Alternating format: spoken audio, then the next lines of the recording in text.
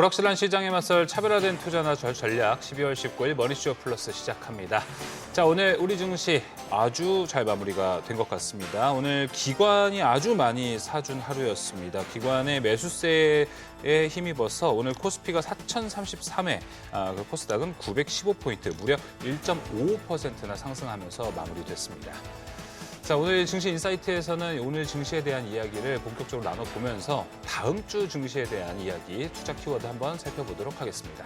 네, 또 이어지는 투자 노하우에서는 일본의 금리 인상 이후에 시장 어떤 식으로 움직이게 될지 저희가 좀 더 자세히 짚어보도록 하겠습니다. 네, 지금 보시고 계신 머니쇼 플러스는 SBS 비즈 앱과 유튜브에서 실시간 시청이 가능합니다. 더 많은 국내 주식 정보를 받아보실 분은 카카오톡 채널 머니랩을 추가하시길 바랍니다. 자, 국내 증시 마감 상황 한태리 캐스터와 함께 짚어보겠습니다. 어제 4천선이 깨졌던 코스피, 오늘 시작과 동시에 4천선을 회복했습니다. 미국의 11월 소비자 물가지수, 즉 CPI가 왜곡 논란이 있긴 하지만 그래도 예상을 밑돌면서 시장에 안도감을 줬고, 마이크론의 호실적에 간밤 뉴욕 증시에서 반도체 업종이 반등한 덕분인데요. 물론 오늘 오후에 일본은행의 기준금리 인상 소식이 전해지긴 했지만 이미 선 반영된 만큼 큰 동요는 없었습니다. 먼저 오늘 코스피는 4,055선에서 상승 출발했고, 오늘 종가는 0.65% 오른 4,020선에 마감했습니다.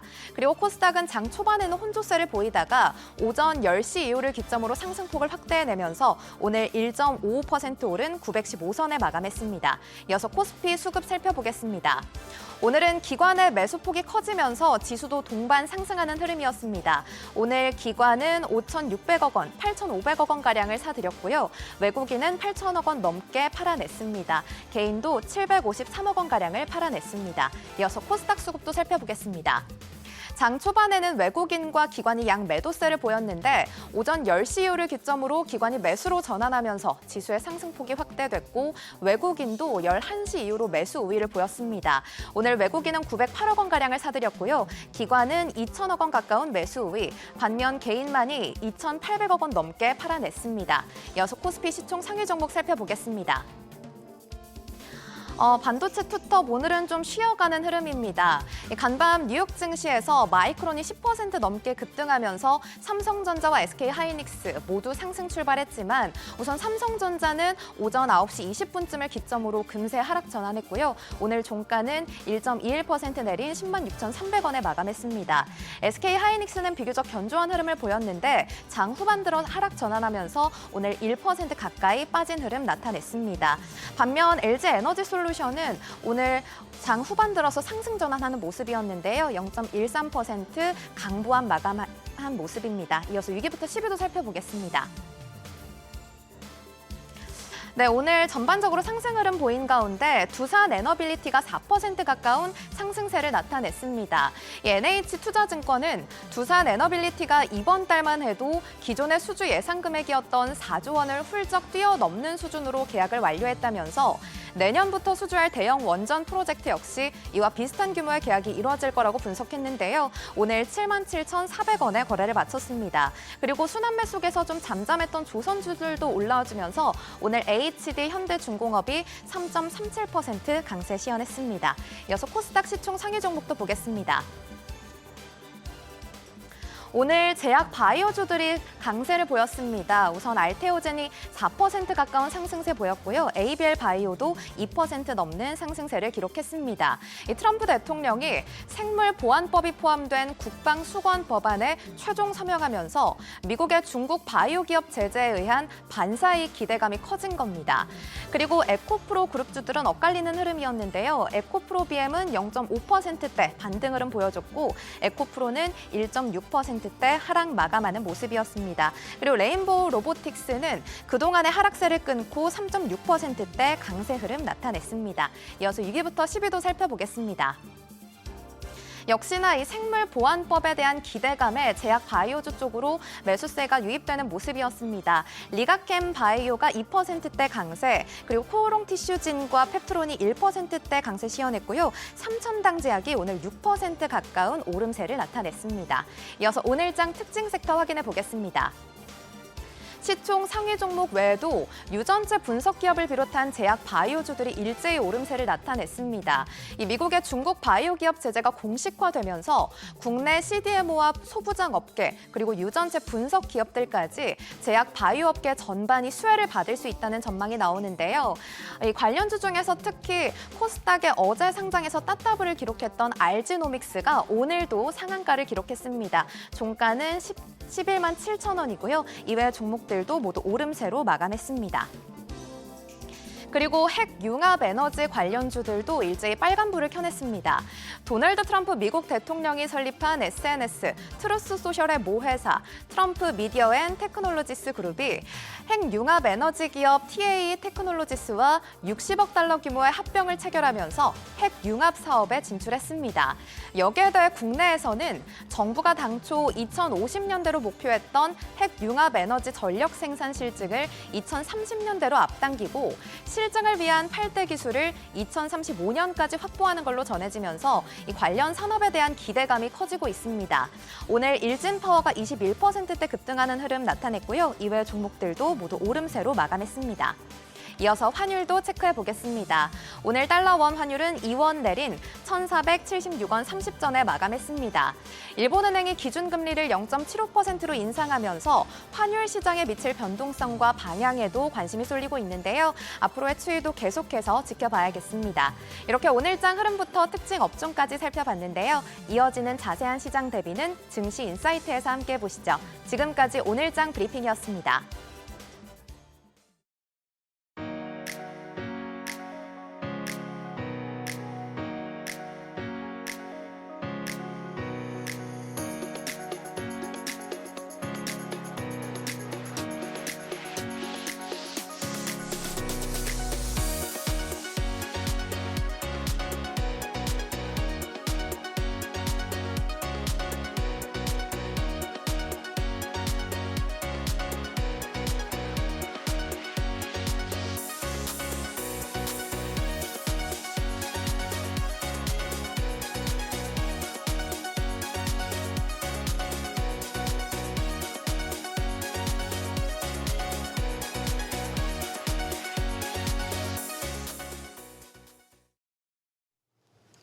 간밤에는 미국의 11월 CPI 실업수당 청구 건수를 확인했고 또 오늘 장중에는 BOJ의 금리 인상까지 확인을 했습니다. BOJ를 앞두고 있었을 때 좀 긴장도 하긴 했는데 그래도 양시장 동반 상승으로 거래를 마쳤습니다. 네, 오히려 조금 더 상승폭을 키우는 모습을 보여주기도 했습니다. 그리고 간밤 뉴욕 증시 오라클 쇼크를 떨쳐내는 것 같아서 다행인가 싶었었는데 이게 뭔가 온기가 국내 반도체까지 다 오지는 않았다라는 어딘가 모를 찝찝함은 좀 있습니다. 이 이야기도 한번 풀어보고 다음 주 전략도 잡아보도록 하겠습니다. 함께할 두 분 먼저 소개하겠습니다. 상상인증권 신월투자전략팀장, IBK투자증권 분당센터 정경민 팀장 함께하겠습니다. 두 분 어서 오세요. 네, 일단 뭐 시장 총평부터 두 분께 좀 여쭤봐야 될 것 같은데 산타가 오긴 오는데 오전만 하더라도 코스피엔 안 오나라는 생각도 좀 들었는데 또 BOJ 큰 산을 좀 넘었다라는 생각도 드는 상황입니다. 오늘 시장 해석이 좀 중요할 것 같은데 일단은 신월 팀장님께 먼저 좀 여쭤볼까요? 오늘 시장 어떻게 보셨을까요? 네, 어제 미국 뉴욕 증시가 그래도 안도 랠리를 펼치면서 국내에도 좀 온기가 미쳤습니다. 다만 좀 전에 말씀 주신 것처럼 BOJ에 대한 경계심 역시 상존하고 있고 여기에서 핵심은 어제장에서는 이제 테슬라와 마이크론에 대한 실적의 향후 가이던스가 상당히 개선되어 있다라는 점에 계속 방점을 찍을 수가 있겠고 테슬라에 대한 부분들은 최근에 테슬라의 AI 역량과 향후 스페이스X 상장에 대한 부분들 여전히 뭐 아직 불확실성은 다 가신 것은 아니지만 긍정적으로 좀 작용하고 있다라고 볼 수가 있겠습니다. 다만 BOJ에서의 이제 우에다 총재의 기자회견 이제 진행될 예정으로 알고 있고요. 거기에다가 국내 시장에 대한 이익 모멘텀이 미국에 있어서보다는 성장과 향후 속도에 대한 부분들이 경계심이 여전히 좀 더 높은 상황에 있다. 의구심을 어느 정도 해소하느냐는 향후 실적 가이던스에 대한 부분들, 즉 영업이익의 컨센서스가 좀 더 가파르게 올라와야 하고 이 부분에서도 반도체인 삼성전자와 하이닉스를 제외한 업종에서 유의미하게 좀 올라와 줘야만 가능할 것으로 판단하고 있습니다. 환율 소폭 하향 조정되었습니다만 여전히 부담스러운 측면들 분명히 존재하고 있습니다. 여전히 좀 더 확인해 봐야 될 부분도 있고 시간적으로도 지켜봐야 되는 부분도 있다. 일단 코멘트 좀 받았습니다. 자, 정 팀장님께서는 오늘 시장 좀 어떻게 보셨을까요? 일단 외국인들의 시각으로 봤을 때는 시장을 팔고 개별 종목을 샀다. 뭐 저는 이렇게 좀 평가를 좀 하고 싶어요. 그러니까 뭐 물론 이제 밤 사이에 뭐 CPI다, 또 오늘에 나올 뭐 PC이다, 그리고 뭐 엔캐리 청산에 대한 뭐 불확실성 뭐 이런 것들이 좀 있었죠. 뭐 하지만 뭐 시장은 아무래도 좀 셧다운에 나왔었던 이제 그런 데이터였기 때문에 그렇죠. 신뢰성이 이렇게 높지는 않았던 것 같아요. 굉장히 좀 무난하게 그렇게 좀 소화가 되는 그런 느낌이고 뭐 이런 금리 인상, 그 일본의 금리 인상도 어느 정도 좀 예상이 좀 됐기 때문에 예. 생각보다는 크게 오히려 좀 엔화는 빠지고 있거든요. 맞아요. 예, 그런 거 생각하면 시장에서 예상을 했었던 것들 안에서 다 움직이지 않았나 이렇게 좀 생각을 해요. 그러니까 개인적으로 봤을 때 이제 세 가지 불편한 상황이 있습니다. 최근에 첫 번째는 뭐 다들 공감하실 것 같은데 환율이고요. 두 번째는 AI 버블론이고 네. 세 번째는 이제 저는 이 브로커로서 이제 일선에 있다 보니까 최근에 이제 물론 이제 50억으로 이제 유예가 되긴 했습니다만 대주주를 회피하기 위한 매물이 상당히 나오고 있어요. 그러니까 아직도 나오고 있나요? 올해 같은 경우는 대형주들 위주에 올랐기 때문에 소위 네. 말하는 큰 손분들, SK하이닉스, 삼성전자, 그리고 뭐 코스닥에 있는 알테오젠 이렇게 큰 종목들을 가지고 컨트롤을 하셨기 때문에 그런 종목에서 이제 대주주를 회피하고자 하는 그런 매물이 좀 상당히 좀 나오고 있기 때문에 요거 제가 세 가지는 좀 불편한 부분이긴 한데 그렇더라도 코스피의 4,000선, 네. 코스닥의 900선에 대해서 담금질은 잘 하고 있다라고 생각이 듭니다.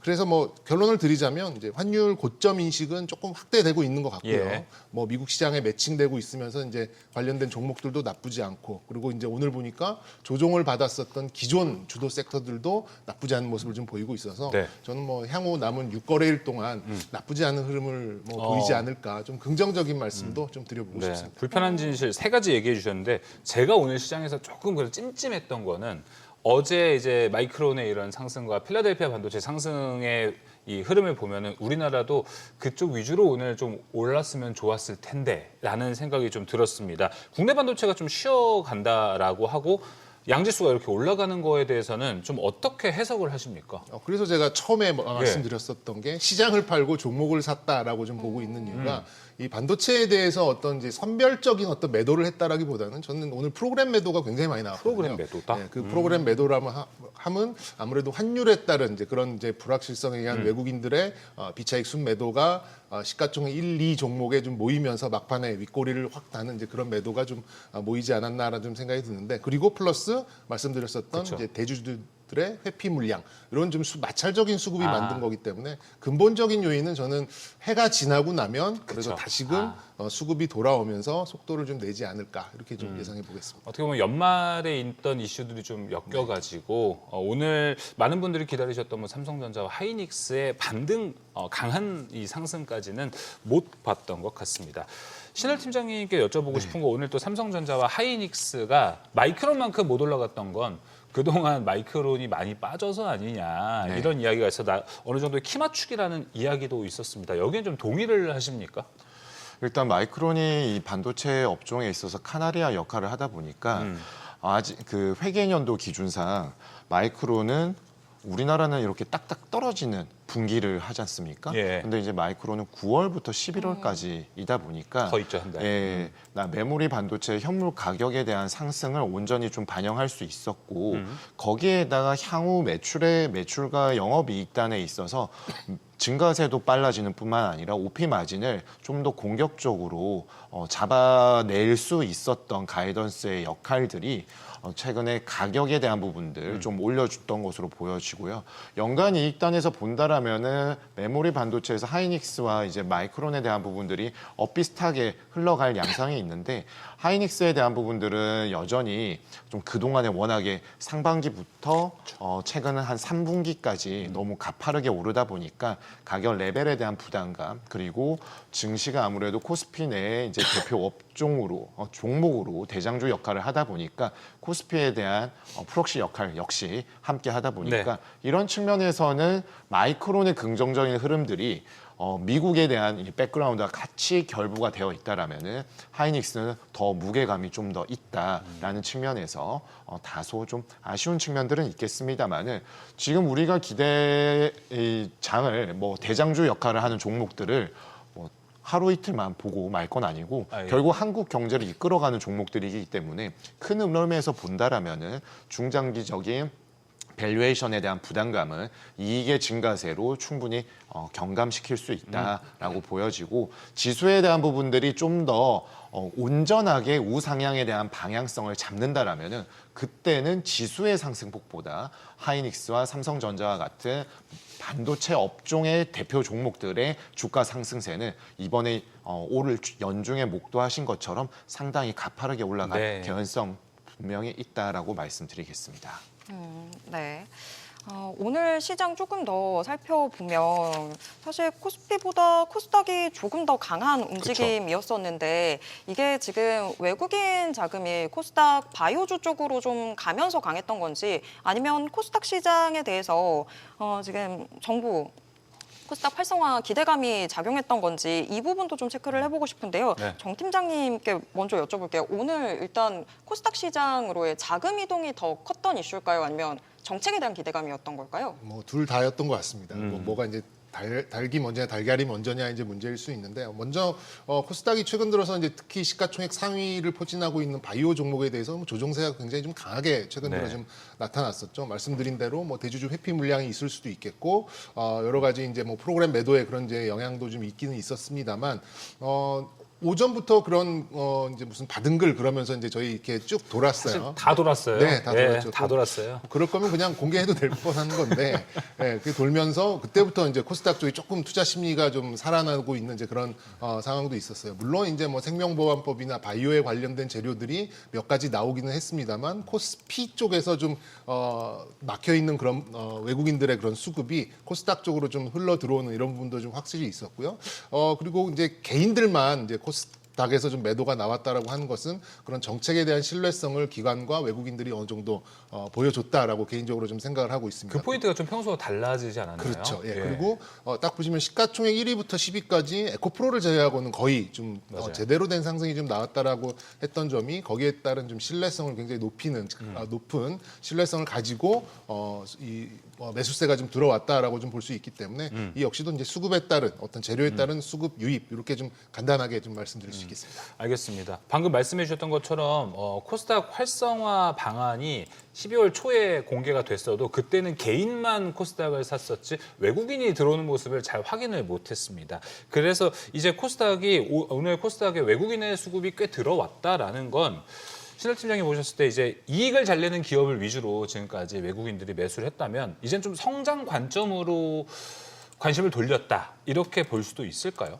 과거와는 체력이 달라진 국내 경제와 금융시장의 이제 개도국에서 선진 시장으로 가는 측면들이 있기 때문에 외인의 입장에 있어서는 그동안에 아예 담을 수 없는 지수가 아니라 이제는 고려할 수는 있지만 그렇지만 외인의 시총 기준으로 코스피에서도 시총 비중을 평균치를 상회하는 업종은 통신, 지주, 그리고 전기전자의 반도체 이 세 개 업종밖에 없다라는 점은 여전히 편중되어 있음을 나타내고 있습니다. 다만 최근에 이제 미 증시도 상당히 방향성 예측이 너무 어려워졌잖아요. 변동성이 너무 커져 있는 상황에서 러셀 2000과 같은 중소형주의 시대가 오는 것이 아니냐라고 한 것처럼 미국 경제에 대한 견조함, 우리나라는 미국만큼은 성장세가 강한 것은 아니지만 작년 대비 분명히 성장세가 올라왔고 하반기부터는 수출 중심으로 회복세가 가파르기 때문에 이러한 부분들이 내년 상반기까지는 최소한 무난하게 간다라면은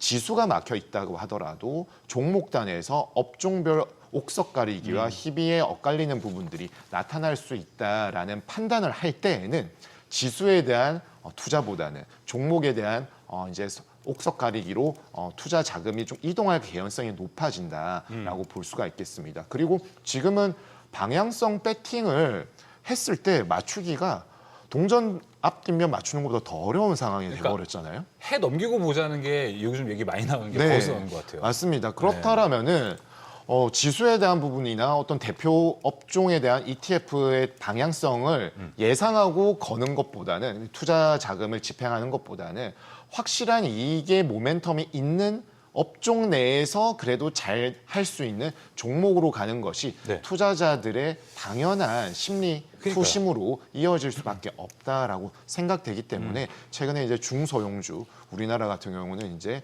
천스닥 이런 얘기들이 과거 한 2, 3개월 전보다 훨씬 많이 나오기 시작했죠. 네. 이번 주에 우리 증시도 뭐 미국 따라서 이 중소형주 랠리들이 좀 나오면서 뭐 그 부분에 대한 것도 올라간 것도 있었는데 다시 아까 좀 이익 중심이라고 이야기를 해주셨잖아요. 네. 최근에 코스닥 활성화 정책 방안 이야기 나와도 그 전에 좀 이 배경이 코스닥은 왜 코스피 못 따라가냐 이런 이야기를 많이 했는데 그게 사실 차이가 저는 이익에서 나온다고 생각을 합니다. 그래서 정부에서 이렇게 정책으로 코스닥을 밀어주는데도 코스닥이 올라갈 한계는 있지 않을까? 이렇게 좀 생각을 하고 있거든요. 네. 이 부분에서 어떻게 생각하십니까? 일단 코스피 대비 코스닥은 좀 중장기 투자 패턴보다는 네. 단기에 가까운 투자 성향들을 지닌 개인 투자자 중심으로 되어 그러니까요. 있다 보니까 수급의 편중이 상당히 좀 강하다라는 측면은 기업의 본질적인 가치인 기업의 이익 창출 능력에 기반한 밸류에이션의 잣대를 좀 적용하기가 네. 다소 코스피 대비해서는 변동성 측면에서 높다라는 측면을 고려할 때 그동안의 주주 친화적인 정책이 신정부 들어서 지속적으로 나왔음에도 불구하고 이제서야 코스닥이 나온 거는 사실 정책의 시점과 이 지금을 생각해 보면은 정책이 나왔을 때는 오히려 코스피를 밀어주는 꼴이 되었고 코스닥은 오히려 소외가 되었다가 맞아요. 코스피가 어렵고 미 증시가 흔들리면서 글로벌 매크로 환경과 정책에 대한 불확실성이 커지니까 이제 뭔가 좀 대피할 수 있는 아니면 내가 타 벤치마크 대비보다 수익률을 좀 올릴 수 있는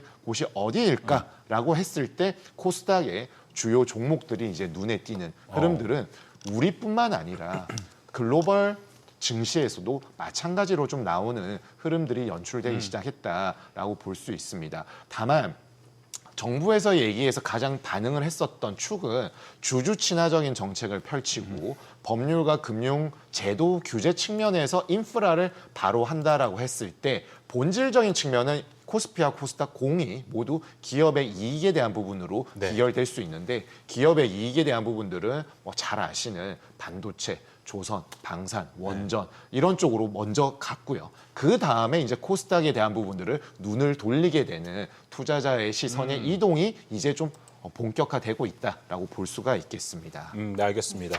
같은 질문을 정영민 팀장님께도 한번 해보고 싶습니다. 코스닥 활성화 대책 모르겠습니다. 받은 글이라고 하니까 한 5시 반 넘어서 공개가 된다 이런 이야기를 저도 슬쩍 봤던 것 같은데 어떻습니까? 이 정부가 밀어주는 코스닥이 우리가 예전에 봤던 밸류업만큼이나 이렇게 쭉 코스피만큼 치고 올라갈 수 있을지 한계가 있을지 좀 궁금합니다. 한계는 있을 수밖에 없는데 굉장히 의외로 또 간단한 또 조치일 수도 있는 게 네. 사실 이제 국민연금에서 코스닥 150에 대한 벤치마크의 비중을 높이면 알아서 그렇게 갈 수밖에 없게 되어 있습니다. 지금 현재는 뭐 굉장히 좀 낮은 부분이고 아예 그냥 벤치마크를 안 쓰는 부분도 있죠. 그렇기 때문에 거의 모든 이제 운용력들 보면은 코스피 200을 비트하기 위한 뭐 삶의 모든 목표가 코스피 200을 이기는 얼마나 이기느냐 여기에 따라서 이제 자신들의 어떤 성과가 달려 있었기 때문에 그동안 이제 코스닥을 사실 이렇게 뭐 액티브 펀드 혹은 뭐 ETF 아니면 뭐 약간 이런 액티브 펀드 이런 쪽에서는 상당히 등한시할 수밖에 없는 이제 그런 상황이었는데 만약에 정부가 이제 연기금을 어떻게 보면 좀 이용을 해서 여기에 벤치마크에 대한 비중을 좀 높여주고 연기금에 이제 투자할 수 있는 비중을 어느 정도 제도적으로 좀 높여주는 이제 그런 네. 것들이 나온다면 이거는 뭐 이렇게 딱히 큰 노력을 하지 않더라도 알아서 시장이 이렇게 움직일 가능성이 좀 높고요. 여기서 이제 중요한 점은 우리가 뭐 코스닥 뭐 시가총액 1,000억, 2,000억짜리 막 올랐다고 코스닥이 활성화됐다고 하진 않잖아요. 그건 아니죠. 무조건 지수인 거죠. 네. 그럼 지수는 역시 지수 관련 종목이고 지수 관련 종목들은 시가총액 지금 뭐 1위부터 한 30, 50위 뭐 이렇게 보면 바이오가 좀 많이 포진되어 있고 그렇습니다. 뭐 2차 전지 뭐 그다음에 IT 소부장 뭐 이렇게 좀 몇 가지가 좀 되어 있기 때문에 역시 바이오 쪽이 그래도 좀 급물살을 탈 수밖에 없는 요인은 이 시가총액에 구성된 그런 요인에 좀 기인한다라고 생각이 들어서 개인적으로는 그 연기금만 어느 정도 좀 벤치마크의 비중을 좀 높여준다면 생각보다는 빨리 코스닥의 활성화가 좀 자리 잡을 수 있지 않을까 개인적으로 이렇게 좀 판단하고 있습니다. 이게 연기금 국민연금에서 코스닥 150을 늘린다고 하면 쉽게 늘릴 수 있는 건가요? 아니면 정부에서 좀 해라 이게 이렇게 푸시를 하는 겁니까? 법제화가 되어 있기 때문에 국민연금은 코스닥을 이 정도만 해야 된다라는 게 이제 딱 룰로 좀 정해져 있어요. 네. 그 부분을 좀 넓혀준다면 어렵지 않게 좀 가능할 거라고 좀 생각이 들고요. 네. 우리가 정말 수많은 제가 알기로는 300개가 넘는 지수들이 있는 걸로 아는데 네. 사실 코스피 200 그리고 코스닥 이 두 가지만 가지고도 충분히 그 정책을 좀 펼 수 있지 않을까 네. 이렇게 생각하고 있습니다. 그러다 보니까 이제 다음 주 정도 되면 코스닥이 다시 밀고 올라가는 장세 우리가 좀 예상해 볼 수 있을 것 같습니다.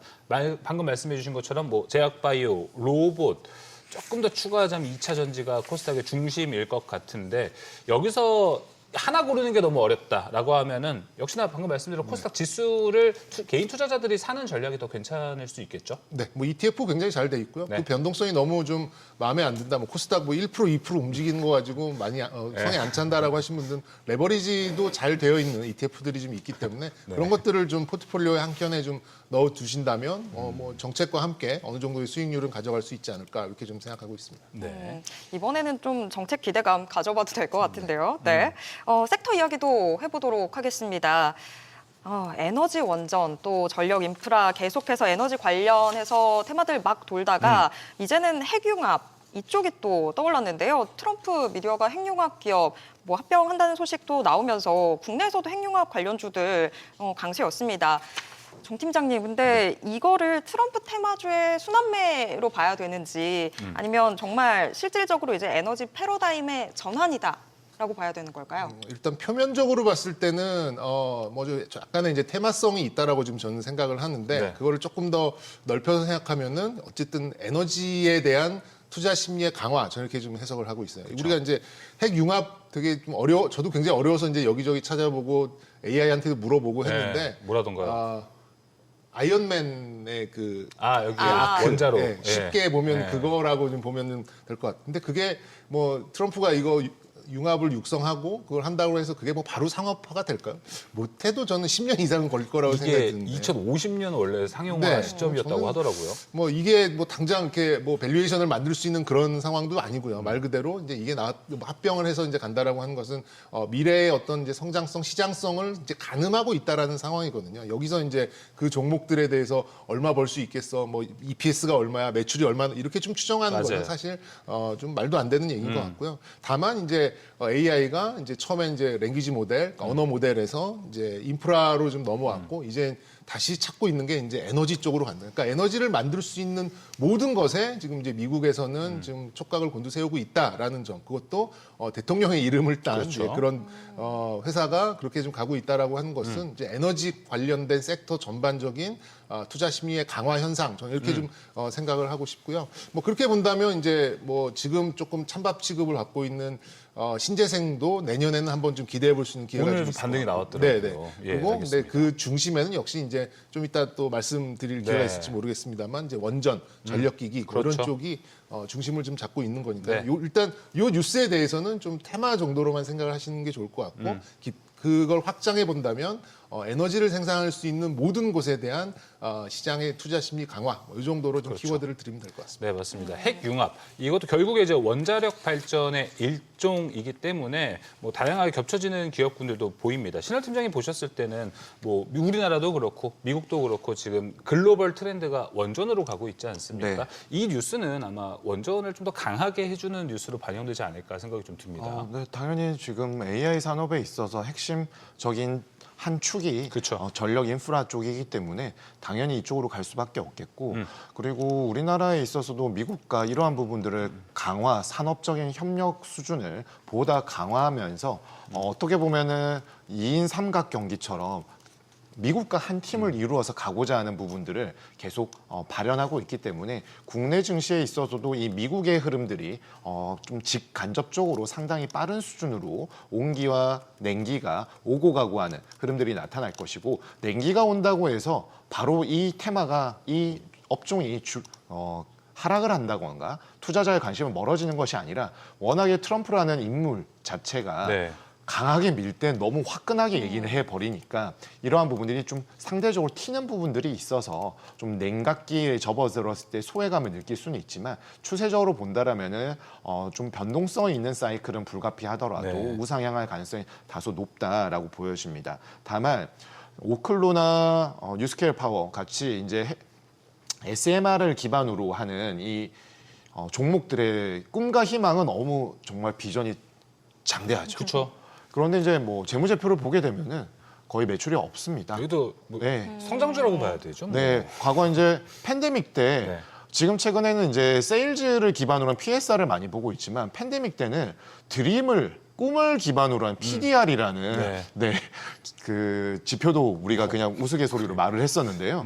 그러한 부분에 거의 준한다라고 봐야 되겠고, 이런 쪽에서 종목에서 회사에서 IR이나 홍보실에서 내놓은 기사들은 상당히 좀 어떻게 보면 우리가 이런 성과를 하고 있다. 투자 자금을 받아서 이런 연구를 지금 진행할 거다. 이러한 약간 마케팅적인 측면에서의 뉴스가 더 많기 때문에 이런 업종이 밸류에이션에 대한 부담을 떨쳐낼 때에는 결과적으로 시장 자체가 상당히 뜨거워져야만 이 종목들이 갈 가능성이 있거나, 아니면 어제 트럼프 미디어 테크놀로지처럼 이벤트적인 부분들이 분명히 수반이 되어야 추세적인 상승을 이끌어갈 가능성이 높다라고 판단하고 있습니다. 꿈과 미래, 청사진, 네, 이런 키워드들.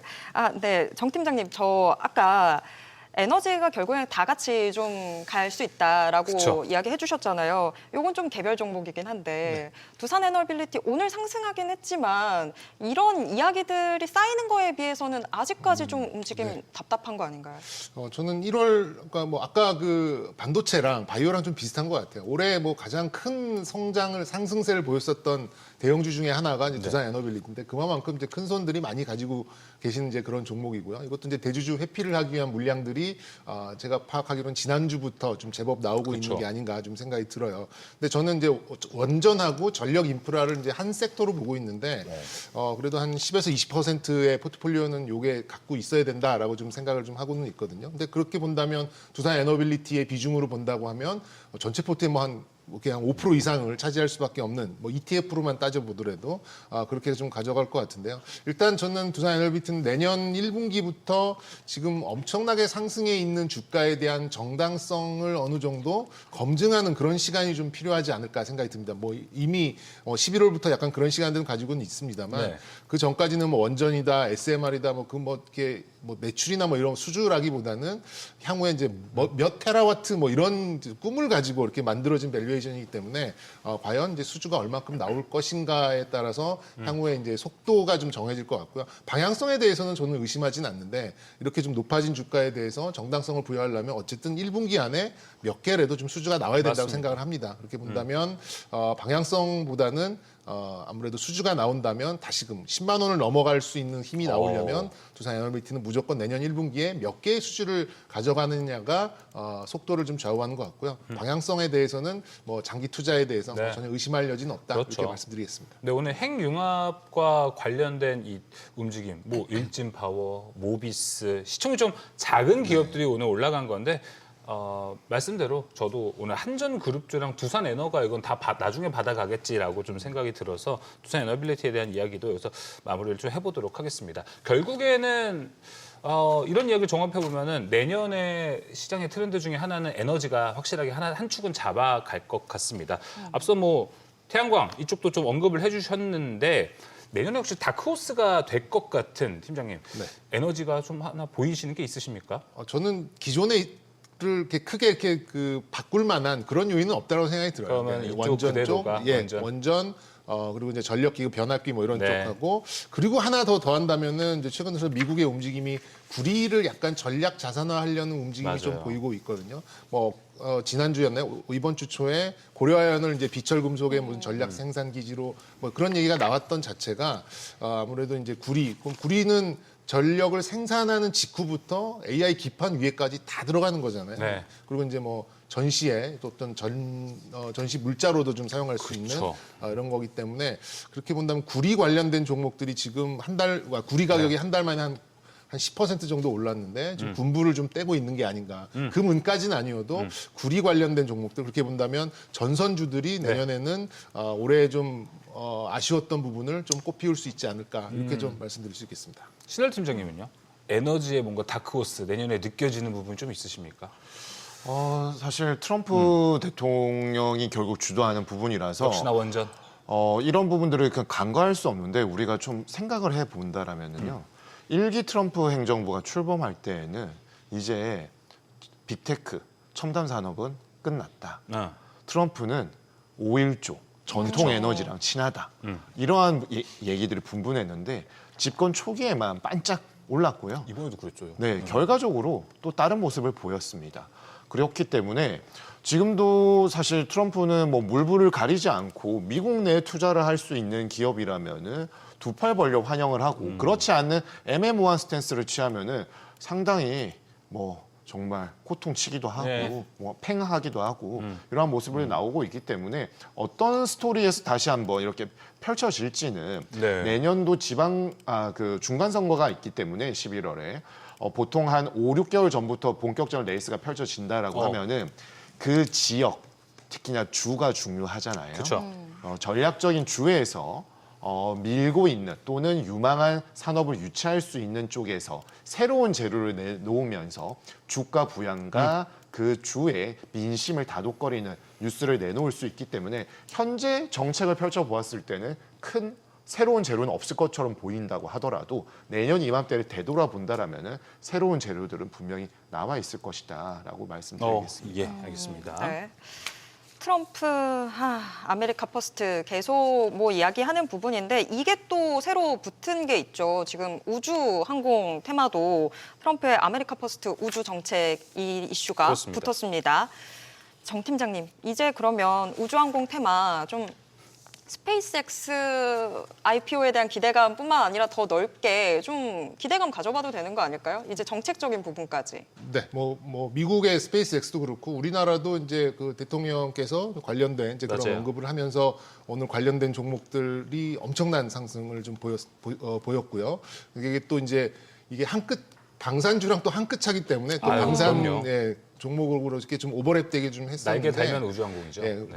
이 새로운 그 공간에 대한 이제 그런 시장이 열릴 때는 사실 무한대의 멀티플이 좀 펼쳐집니다. 우리가 한 20수년 전에 닷컴 버블이 생긴 이유도 인터넷이라는 공간이 새로 생기는데 얼마 벌지 모르는 그런 시장이 이렇게 새로 형성이 되는 시기였기 때문에 이제 버블까지 좀 간 거였고요. 물론 이제 뭐 우주항공이 지금 뭐 버블로 간다 뭐 이런 말씀은 아니고 네. 이제 뭐 시작도 안 하는 이제 그런 그렇죠. 상황인데요. 그런 흐름이 좀 나온다면 저는 뭐 내년에 좀 굉장히 좀 강한 한 축이 좀 될 수 있겠다. 그리고 좀 일화를 말씀드리면 이제 연말에 모임 같은 데 제가 많이 나가는데 네. 내년에는 뭐가 될 것 같다라는 질문을 많이 하실 거 아니에요. 저희도 주변에서. 방송에서 이 시간에 얘기를 한번 나눠본 적 있었어요. 증권사를 다닌다고 하니 뭐 선후배나 뭐 동기들이나 이렇게 물으면 저는 뭐 다른 뭐 몇 가지도 좀 있겠습니다만 스페이스X 관련된 우주항공 섹터는 내년에 무조건 좀 잘 될 것 같다. 뭐 이렇게 좀 말씀을 많이 좀 드리고 있거든요. 그러니까 이게 지난주부터 이제 강세가 나왔었던 어떤 종목들을 놓고 본다면 좀 현실화되어 가는 것도 어느 정도 좀 있고 아직까지 좀 테마성을 가지고 있는 것도 이렇게 양분되어 가는데 오늘만 놓고 보면은 변동성이 좀 굉장히 좀 컸습니다. 아직까지는 이제 테마성이 좀 강한 이제 그런 흐름이 아닌가 좀 생각이 들어요. 네. 그래서 제가 이제 시장의 반응을 보고 1선, 2선, 3선의 어떤 종목군으로 좀 나눠봤는데요.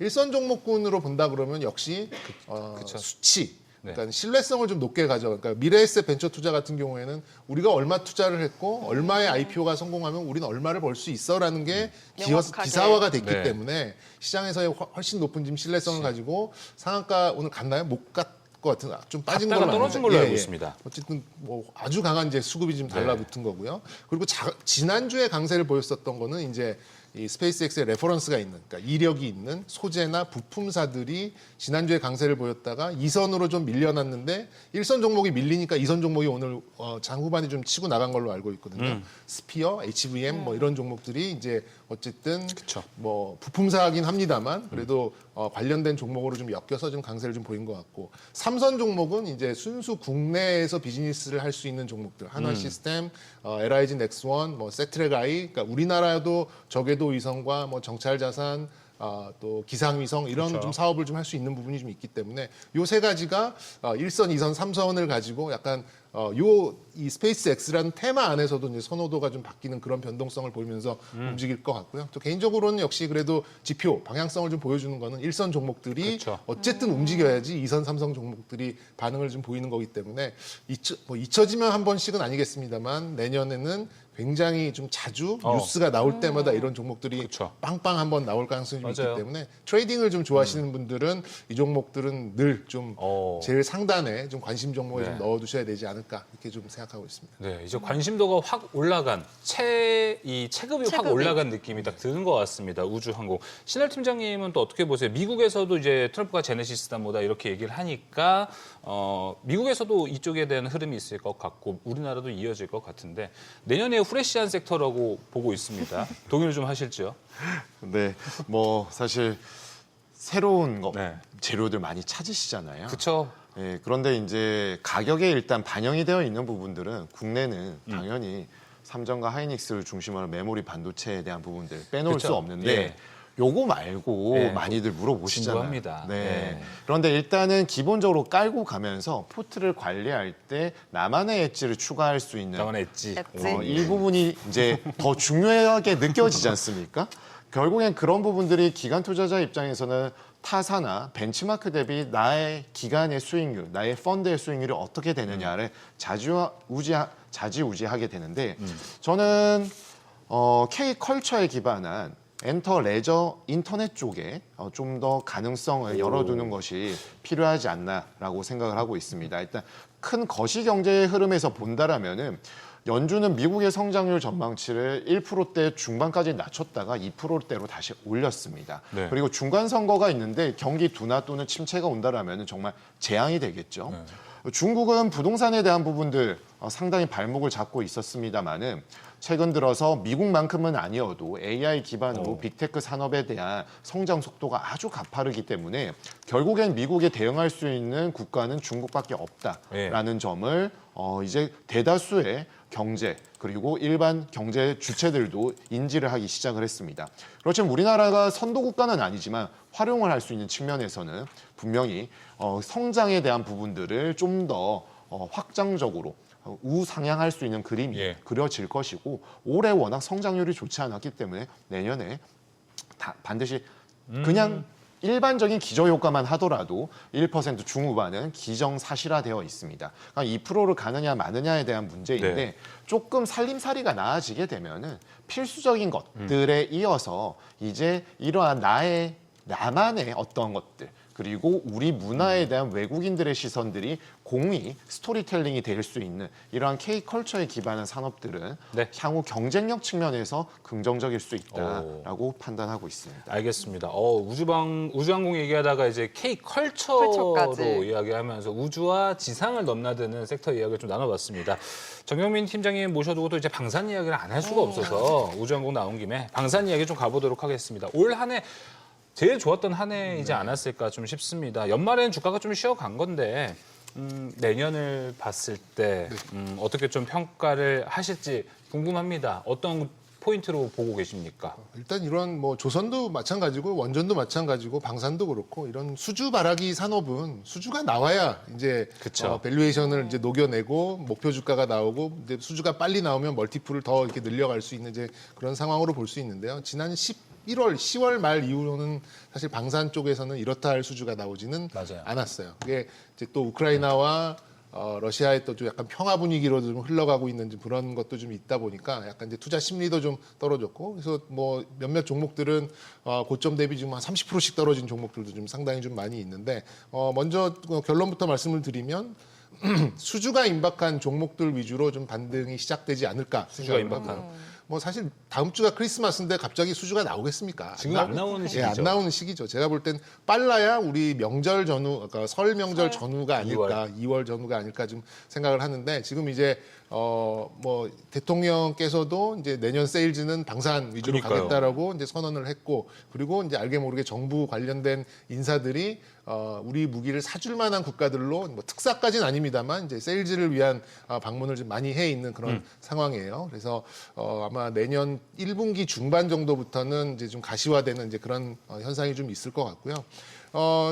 일단 뭐 지금 이제 우주 항공하고도 이제 좀 연결이 좀 되는 이제 그런 좀 시너지를 좀 낼 수 있는 가능성이 좀 있기 때문에 올 한 해는 약간 지상 무기 쪽의 강세가 좀 많이 그쵸. 나왔었다라고 한다면 내년에는 이제 항공 쪽 또 우주 쪽 뭐 이쪽에 좀 기대를 좀 많이 하고 있는 상황이고요. 지금 뭐 괜히 뭐 LIG 넥스원 하나 시스템 이런 종목이 오른 건 아니라고 생각이 듭니다. 아무래도 방산적인 부분과 이렇게 결합된 이런 것도 좀 많이 있는 것 같고 지금 가장 수주가 먼저 나올 수 있을 가능성이 높은 쪽이 그거 물어보겠습니다. 역시 한국항공우주의 한국항공우주군요. FA50과 이제 KF21에 대한 이제 그런 또 중동 쪽 또 동남아 쪽에 대한 수주가 상당히 임박한 것으로 좀 알고 있어요. 그동안 이제 뭐 나토의 어떤 뭐랄까요? 방해까지는 아니지만 어떤 좀 경쟁 심화나 네. 이런 것들 때문에 좀 수주가 쉽지 않았었는데 아예 이제 제3세계 쪽으로 제법 좀 가시화된 이제 그런 성과가 나올 가능성이 좀 있다라고 좀 생각이 들어서 뭐 개인적으로는 한국항공우주 또 LIG 넥스원 이 두 종목이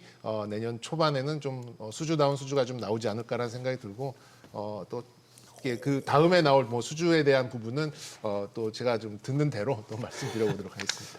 다음 매주 오시면 되겠네요. 네. 예. 팀장님, 근데 짧게만 네. 여쭤보면 수주 나오기 전까지는 우주항공이나 이 방산 중에서도 세분화되어 있는 종목들 요새 좀 잘 가잖아요. 그런 종목들 위주로 보는 전략 어떻게 생각하세요? 저는 이제 뭐 제품보다 나은 부품은 없다라는 생각을 좀 가지고 있기 때문에 좀 특히나 이제 방산 같은 경우에는 우리나라 부품 그러니까 방산 소부장이 해외에 직접 진출한 케이스가 MNC 솔루션 정도를 빼고는 많지는 않거든요. 그렇기 때문에 아직까지 우리나라 이 방산 관련된 종목들은 좀 작은 뭐 이렇게 세분화해서 이제 가는 것보다는 플랫폼 위주로 가는 게 맞다라는 생각을 가지고 있고 그리고 이제 뭐 전투기 한 대 파는 거는 다른 지상무기 파는 거에 몇 배의 부가가치가 좀 있기 때문에 이게 한 번에 그 수주가 나온다면 굉장히 큰 그런 좀 부가가치 또 다른 좀 좋은 영향을 줄 가능성이 좀 높기 때문에 일단은 제품 위주로 플랫폼 위주로 보시는 게 맞고 저는 이제 항공 무기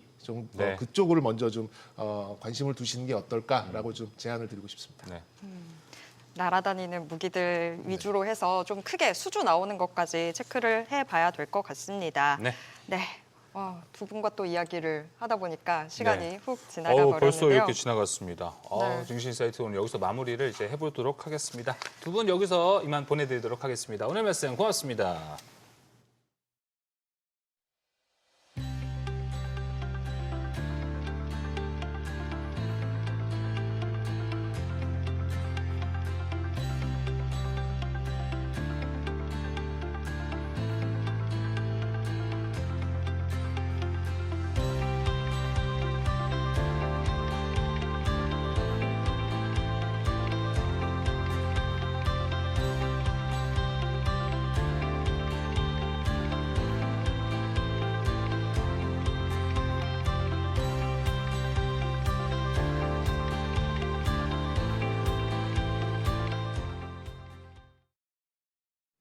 간밤 뉴욕 증시는 상승 마감했습니다. 왜곡 논란은 있었지만 미국의 11월 CPI가 예상치를 밑돌고 마이크론이 호실적을 내주며 증시를 밀어올렸습니다.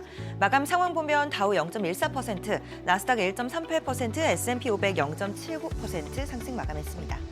시총 상위 종목들 보면 마이크론의 호실적에 엔비디아 주가도 1.87% 올랐습니다. 알파벳과 마이크로소프트 모두 2%대 상승 보였습니다. 시총 6위부터도 보면 저가 매수가 들어오며 브로드컴 1%대 상승했고요. 테슬라는 어제 하락 대부분을 만회했습니다. 3% 넘게 상승 마감했습니다. 이렇게 시장이 오랜만에 올라준 배경엔 바로 미국의 11월 CPI가 있었는데요. 이번 물가지수, 연방정부의 물 셧다운 여파로 10월 데이터를 빼고 11월 데이터만 공개됐는데요. 이 헤드라인 근원 CPI 모두 예상치를 웃돌았습니다. 물가지표가 긍정적으로 나왔지만 일각에선 데이터가 왜곡됐다는 이야기도 나옵니다. 연방정부 셧다운으로 인해 이번 CPI 지표 자체의 신뢰도가 떨어질 수 있다는 지적도 동시에 제기됐는데요. 이 10월 주거비를 사실상 0으로 가정한 셈이라며 비판하기도 했습니다. 결국 이번 CPI는 시장에 단기적인 안도감은 제공했지만 정책 방향을 단정짓기에는 아직 이르다는 평가가 우세한데요. 다음 달 발표될 12월 CPI까지 지켜봐야겠습니다. 종목 리포트도 확인해 보시죠. 틱톡의 모회사인 중국 바이트댄스가 오라클 등과 미국 합작 회사 설립을 위한 계약을 체결했습니다. 수년간 이어져 온 미국 내 퇴출 금지 논란이 사실상 해소됐다는 평가가 나옵니다. 틱톡 CEO는 이 직원들에게 보낸 메시지에서 좋은 소식을 전하게 돼서 기쁘다며 이번 계약을 사실상 직접 확인했습니다. 매각 구조를 보면 미국과 국제 투자 컨소시엄이 지분 80% 이상을 확보하게 됩니다. 오라클과 실버레이크, MGX가 각각 15%씩 총 45% 지분을 취득하고요. 바이트댄스는 19.9% 지분만 유지하며 나머지 30.1%는 바이트댄스 기존 투자사들이 나눠 갖게 됩니다. 이번 거래가 주목받은 이유는 틱톡이 미국에서만 약 1억 7천만 명의 사용자를 보유한 플랫폼이기 때문입니다. 그동안 미국 정부는 중국으로의 개인정보 유출 가능성과 국가 안보를 이유로 이 틱톡에 대한 압박을 이어왔는데요. 이제는 전면 금지가 아닌 이 소유권 분리라는 해법을 택했습니다. 이는 앞으로 빅테크 규제에서도 강제 퇴출보다는 조정을 통한 관리가 하나의 기준이 될 수 있음을 시사합니다. 이번 거래에서 가장 중요한 축은 바로 이 오라클입니다. 오라클은 틱톡 미국 사업의 클라우드 인프라와 이 데이터 통제 주체를 맡게 되는데요. 단순한 재무적 투자자가 아니라 미국 정부가 요구해온 이 데이터 안보와 통제 조건을 충족시키는 운영 주체라는 점에서 의미가 큽니다. 다만 아직 모든 절차가 끝난 건 아닌데요. 이번 거래는 미중 정부의 최종 승인 그리고 알고리즘 통제 규범과 이 최종 구조 확정이라는 변수를 남겨두고 있습니다. 완전한 마무리까지는 시간이 아직 더 필요해 보이는데요. 거래 완료 예정일은 내년 1월 22일입니다. 마지막으로 오늘장 주요 일정 확인해 보시죠. 오늘 밤에는 미시간대에서 발표하는 이 소비자 심리 지수가 나옵니다. 또 오늘 일본의 기준금리 결정이 났죠. 일본은행이 기준금리를 0.25%포인트 올린 연 0.75%로 확정했습니다. 이로써 일본 금리가 30년 만에 최고 수준으로 올라섰습니다. 추가 인상 가능성까지 거론되며 과연 엔캐리 청산의 공포가 찾아올지 지켜봐야겠습니다. 지금까지 뉴욕 증시 전략이었습니다.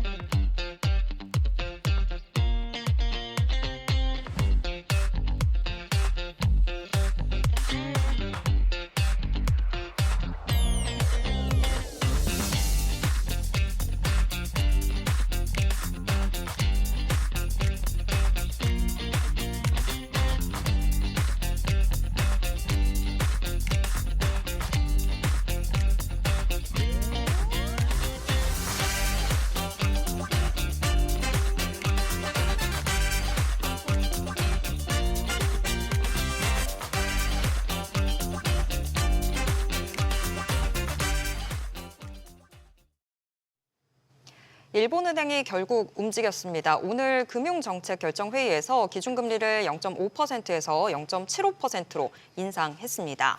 일본 기준금리가 1995년 이후 30년 만에 가장 높은 수준이 됐습니다. 오늘은 일본은행의 이번 금리 인상이 어떤 의미를 가지는지, 엔화의 방향, 글로벌 자금 흐름, 그리고 아시아 증시까지 어떤 파장을 줄지 차분히 짚어보겠습니다. IM증권 박상현 리서치본부 전문위원 함께하도록 하겠습니다. 위원님 안녕하십니까? 예, 안녕하세요.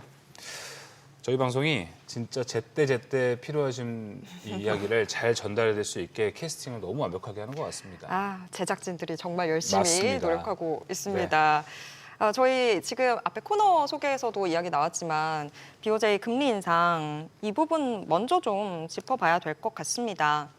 BOJ 기준금리 인상 예상도 많이 하긴 했었는데 일단은 좀 어떻게 보셨을까요? 예, 다들 예상하신 것처럼 금리를 인상을 했고요.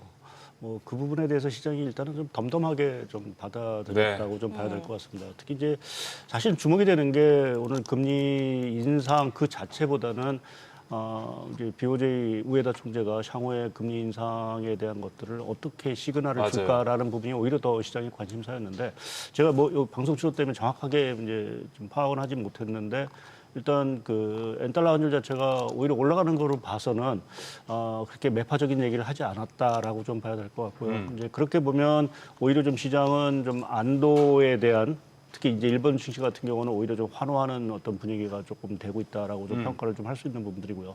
또 전 세계적으로 봤을 때는 사실은 이제 작년 8월에 조금 저희가 그 아픈 경험이 있어서 일본이 금리 인하하면 뭐 엔케리 트레이드 청산이 될 것처럼 이제 공포감이 있었는데 예. 말씀드린 대로 이제 금리를 올렸지만 엔화가 사실은 좀 155엔 뭐 이 정도 유지가 하고 있기 때문에 엔캐리 청산 가능성 자체 물론 사실 뭐 그렇게 크지도 않았지만 그 뭐 가능성 자체가 상당히 좀 낮아졌다고 봐야 될 것 같고요. 근데 이제 좀 저희가 좀 의미를 좀 짚어본다라고 하면 일본 경제라는 게 이게 말씀하신 대로 이제 30년 만에 이제 맞아요. 0.75까지 갔다라는 부분 자체는 이제 마침내 일본 경제가 소위 말하는 디프레에서 벗어나 인프레로 이제 정상화 경제가 이제 정상화됐다라고 좀 표현할 것 같습니다. 오늘 나온 10월 일본의 소비자 물가도 한 3.0%니까 사실 우리나라보다도 사실 높은 수준이죠. 그렇죠. 예, 그러니까 이렇게 보면 사실은 일본이 어느 순간에 디프레를 고민하다가 인프레가 됐다라는 네. 부분. 그러니까 그게 조금 인프레라는 부분 자체가 일본은 사실은 반길 수 있는 것들이 이제 그동안 어떤 디프레 쪽에서 이제 벗어나는 어떤 신호였기 때문에 상당히 좀 반길 수 있는 부분들이고 또 한 가지 의미 자체는 이제 더 이상 싼 자금은 없다. 이제 그동안 이제 제로 자금, 그러니까 일본이 금리가 제로였기 때문에 소위 이제 그것 때문에 엔킬이 어떤 이러한 것들이 활발하게 레버리지 투자가 있었지만 더 이상 이제 일본에서 돈을 빌려다가 투자하는 이러한 형태의 어떤 흐름 자체는 나오지 않을 수 있는 부분들이 있고 또 하나 중요한 부분 자체는 이제 자금 흐름 면에서 그동안 이제 일본계 자금들 자체가 주로 이제 해외에 이제 많이 맞아요. 나갔었습니다. 근데 이제 일본 국채 금리가 오늘 이제 2%를 넘어섰는데요. 이제 그렇게 보면 일본계 자금이 굳이 해외로 나갈 필요 없이 네. 일본의 국채를 사도 되는 이러한 시대가 사실은 온 부분들이 아닌가라는 쪽에서 생각을 하고 있고 뭐 같은 맥락에서 사실은 이 채권 투자하는 어떤 글로벌 자금 입장에서 보면 일본의 어떤 그 국채 투자의 메리트 자체가 오히려 좀 커진 부분들이 아닌가. 그렇게 아는 보세요? 쪽으로도 해석을 할 수가 있는 부분들인 것 같습니다. 그러니까 일본이라는 나라가 이제 뭐 결국 디폴트가 안 나는 이상 지금 뭐 이 정도의 금리 수준, 특히 이제 장기물 같은 경우는 더더욱 오른 상황들이기 때문에 그렇게 보면 좀 투자에 대한 어떤 그 메리트 자체가 상당히 좀 커졌다라고 좀 평가를 할 수 있기 때문에 적지 않은 어떤 자금 흐름 면에서도 약간 변화가 있을 수 있다라고 좀 평가를 할 수 있을 것 같습니다. 알겠습니다. 자금이 그럼 일본 쪽으로 더 가게 되면 국내 증시가 받게 되는 영향은 어떻게 파악을 해야 될까요? 예, 뭐 이게 채권 시장에는 좀 부정적인 영향을 미칠 수도 있을 것 같고요. 뭐 확인은 된 건 아니지만 얼마 전에 이제 우리나라에서 이제 조금 그러니까 외국계 자금이 우리나라 채권 시장에서 빠져나가서 뭐 일본으로 갔다라는 어떤 소문도 사실은 있었습니다. 그러니까 최근에 우리나라 이제 국채 금리 자체도 상당히 좀 가파르게 오르고 있는 상황들인데요. 말씀드린 대로 일본하고 우리나라 국채 금리 자체가 거의 이제 뭐 30년 같은 경우 거의 비슷한 수준까지 갔으니까요. 네. 뭐 이렇게 보면은 조금 과연 외국인 입장에서 우리한테 투자할 건지 일본에 투자할 건지 이제는 고민거리가 좀 생겼다라는 부분 채권 시장에서 수급적인 측면에서는 좀 부정적인 부분들이 있는 것 같고요. 근데 이제 주식시장 관점에서는 조금 이제 얘기가 달라지는데 근데 최근에 외국인 자금 흐름을 좀 보게 되면 우리나라는 계속해서 외국인이 팔고 있지만 일본 같은 경우는 지금 10월 이후에 사실은 외국인 자금이 계속 다시 또 일본으로 들어가고 있습니다. 네. 그러니까 금리를 인상했음에도 불구하고 왜 일본에 가느냐라는 부분 자체는 아무래도 다카이치 총리의 이러한 재정 부양책에 그렇죠. 대한 어떤 기대감 뭐 이러한 것들이 작용을 하면서 가고 있어서 조금은 그러한 측면에서 보게 되면 지금 우리나라 주식시장이나 채권시장의 입장에서 조금 그렇게 뭐 자금 흐름만 보게 되면 그렇게 탐탁치 않은 뭐 이러한 어떤 조금은 거로 불편한. 좀 불편한 것으로 조금 평가도 해볼 수 있는 부분들인 것 네. 같습니다. 그래서 이번에 사실 일본 금리 인상을 두고 우리가 덕보는 건 뭐가 없을까 환율 부분에 대한 게 참 고민이었었는데 엔화가 좀 강세로 가면은 원화도 따라 강세로 가는 흐름도 나타날 것 같으신가요?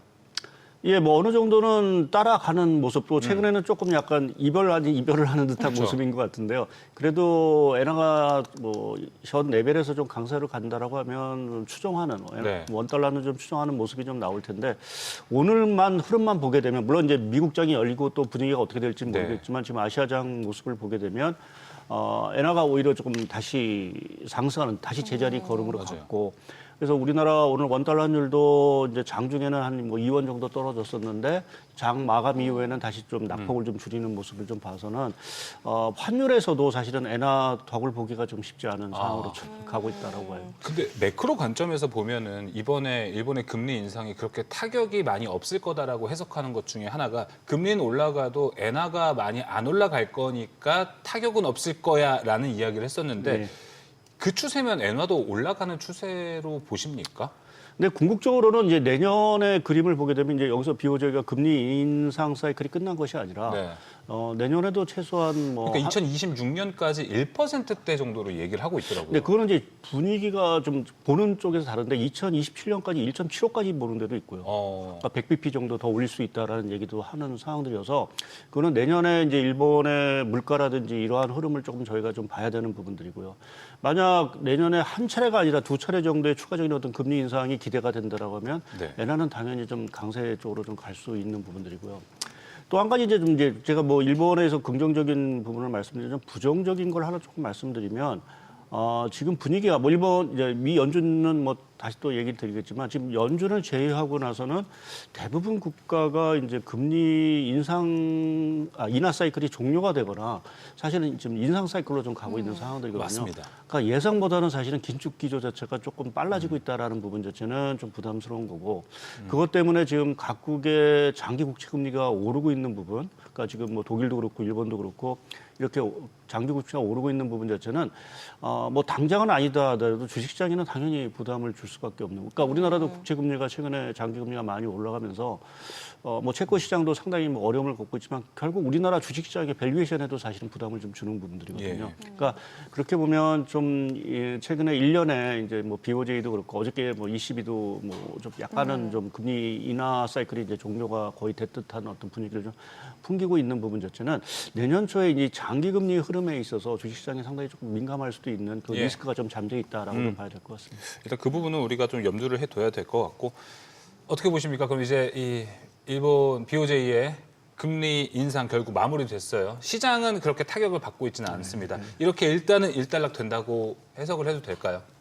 예, 이제 일단은 좀 일단락이 된다라고 좀 봐야 될 것 같고요. 그동안 12월에 여러 가지 이제 좀 불확실한 이벤트도 좀 많았죠. 뭐 우리가 뭐 오라클 쇼크도 있었고, 맞아요. 뭐 브로드컴도 있었고, 뭐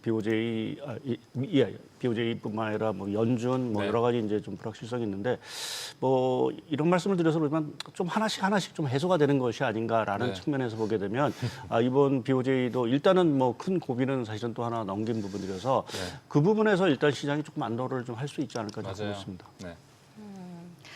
또 확인해 볼 부분은 물가 지표 간밤에 나왔던 CPI도 있죠. 미국으로 가봐야죠. 네.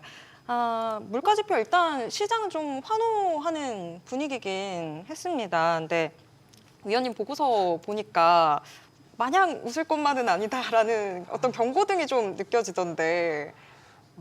이런 말씀 드리면 전 미국이 이럴 줄은 이제 지표가 이런 식으로 구멍이 뻥뻥 나는 이러한 사태가 발생하리라고는 전혀 상상하지 못한 일이 사실 좀 발생합니다. 찜찜함을 처음 만나보신 거죠, 거의. 그렇죠. 예. 오늘 그 CPR 저도 어저께 밤에 이제 그거 깜짝 놀란 상황들이고요.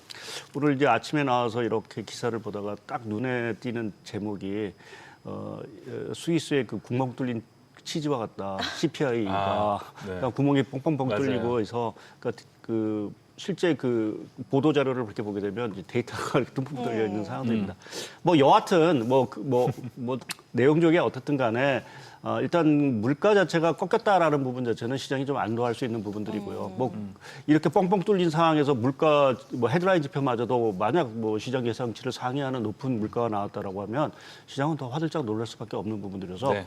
이제 그 부분에 대해서는 뭐 긍정적으로 좀 보고 있는 부분들이고 이제 문제는 사실은 이제 11월 고용 보고서도 그렇고 이번 CPI도 그렇고 뭔가 시장에 답을 주지 못했다라는 부분은 좀 답답한 것 같습니다. 제일 답답하죠. 네, 그러니까 이게 뭐 미국 경제가 깜깜이 미국 경제 1개월 반 정도 지나는 이후에 우리가 이제 뭔가 지표를 받아보면서 미국 경제가 이 정도의 어떤 흐름으로 가고 있다라는 부분을 판단을 해야 되는데 그거를 판단하기가 어려운 어떤 지표를 지금 던져줬기 때문에 네.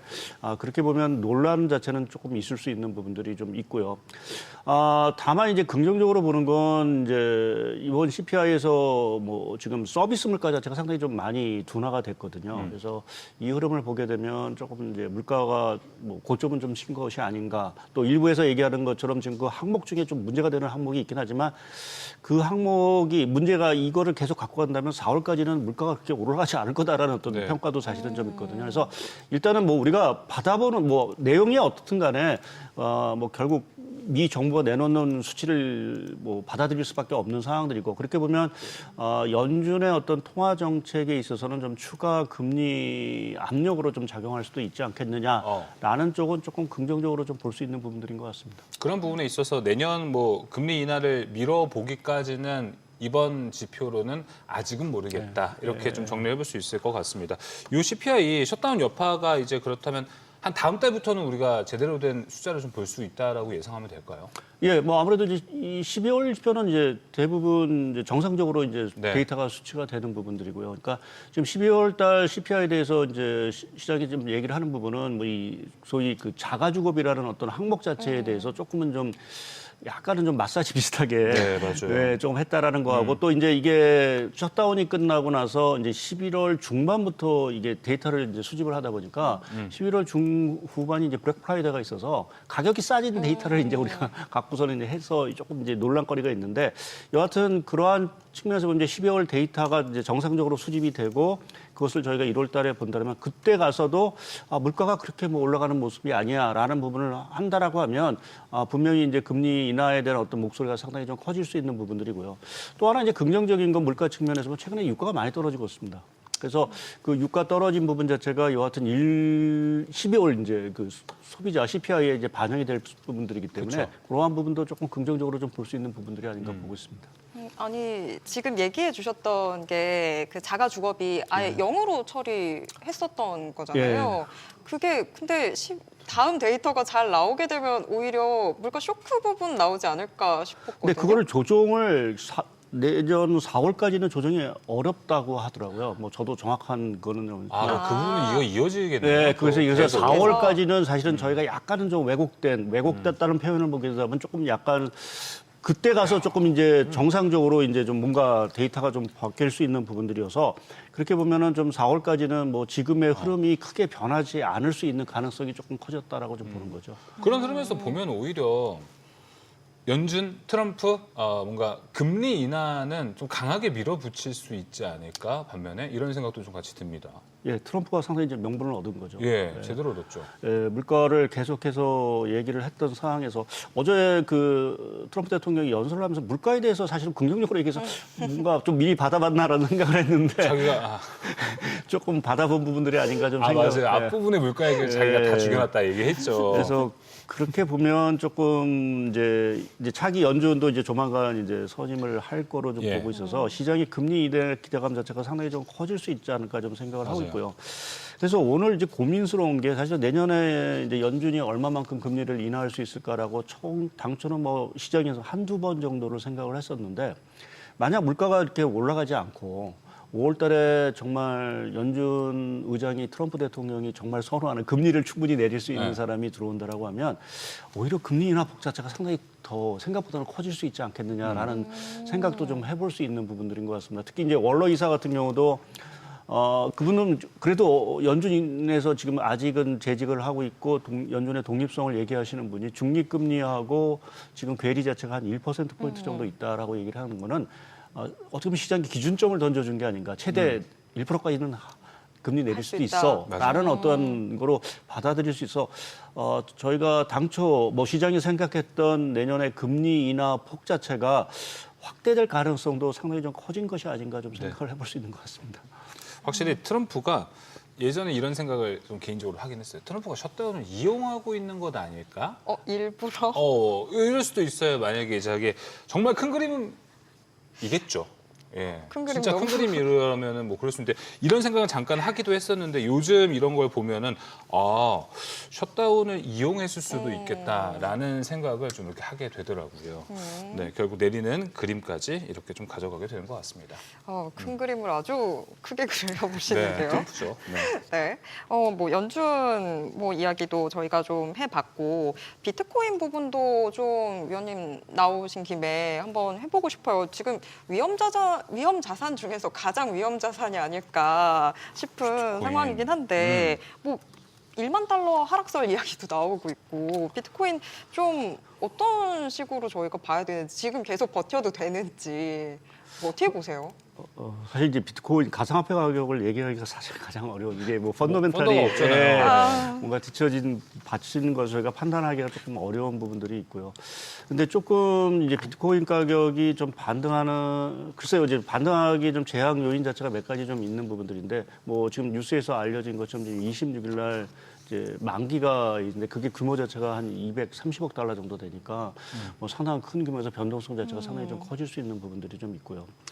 또 한 가지는 지금 그 내년도 1월에 들어가서 MSCI 이제 조정이 있는데 거기에 이제 비트코인 관련 업체들 자체가 좀 제외될 수 있다. 대표적으로 뭐 스트래티지 같은 업체가 좀 제외될 수 있다라고 하는 얘기가 좀 나돌고 있기 때문에 그러한 부분 자체가 좀 비트코인의 어떤 투자 심리 자체를 계속해서 좀 악화시킬 수 있지 않을까 좀 생각을 좀 하고 있고요. 네. 또 하나 중요한 거는 사실은 우리가 이게 달러 대체의 어떠한 지금 자산으로서 이제 비트코인을 많이 얘기를 했는데 그렇죠. 올해 들어와서 사실 비트코인보다 더 좋은 것들 있죠. 금, 은. 코스피. 예, 그거는 이제 주가 있는 부분들이고 뭐 전 세계적으로 이제 조금 그 달러를 대체할 수 있는 자산으로서 수익률 자체가 그쪽이 너무 좋으니까 또 내년에 대한 전망 자체가 워낙 좋으니까 자금들 자체가 굳이 지금 그 재미없는 비트코인에 들어가는 것보다 사실은 금과 은의 어떤 수익률 또 변동성 자체가 상당히 크다라고 보면 그렇죠. 그쪽으로 자금이 사실은 유입이 될 수 있는 부분들이 좀 있습니다. 그래서 뭐 제가 비트코인이 뭐 얼마 간다 뭐 이렇게 말씀드리긴 조금 어려운데 약간은 좀 당분간은 좀 변동성 자체가 크고 반등의 실마리를 찾기가 그렇게 쉽지 않은. 그러니까 내년 들어가서 정말 뭐 연준 의장이 돼서 뭐 공격적인 어떤 그 금리 인하 스탠스를 스탠스를 한다든지 또 이제 유동성이라든지. 비트코인에 대해서 좀 우호적인 어떤 연준 의장이 등장을 한다든지 뭐 이러한 어떤 계기점이 맞아요. 좀 있어야 비트코인이 좀 반등의 어떤 실마리를 좀 찾지 않을까 좀 생각을 하고 있습니다. 맞아요. 소위 말하는 그 비트코인을 좀 푸시해주는 그 사람들의 코멘트들이 최근에 좀 많이 없지 않았나 생각이 듭니다. 위원님 말씀대로 확실히 다음에 연준 이사 중에 누군가가 자리를 잡는다면은 그리고 여기 강력한 멘트까지. 비트코인에 대해서 뭐라고 할지 그리고 금, 은, 뭐 구리까지 달려가는 이 원자재 랠리에서 비트코인도 낄 수 있을지 이 부분도 상당히 좀 궁금해지는 것 같습니다. 네, 오늘 말씀 여기까지 듣도록 하겠습니다. 네, 감사합니다. 금요일 그래도 마무리 잘한 것 같죠? 요즘 중에서 그래도 가장 기분 좋은 금요일이었던 것 같아요. 예, 맞습니다. 그래도 금리 시장과 함께 계속 상승하는 종목수들이 많아가지고 좀 기분 좋게 주말을 맞이하지 않을까 좀 생각이 듭니다. 주말 편히 쉬시고 저희는 다음 주에 또 뵙도록 하겠습니다. 모든 투자 판단의 책임은 투자자분들께 있다는 점 알려드립니다. 머니쇼 플러스 오늘은 여기까지입니다. 여러분의 모든 경제 SBS 비즈가 함께하겠습니다. 저희는 다음 주 월요일 오후 3시 30분에 다시 찾아뵙겠습니다. 고맙습니다.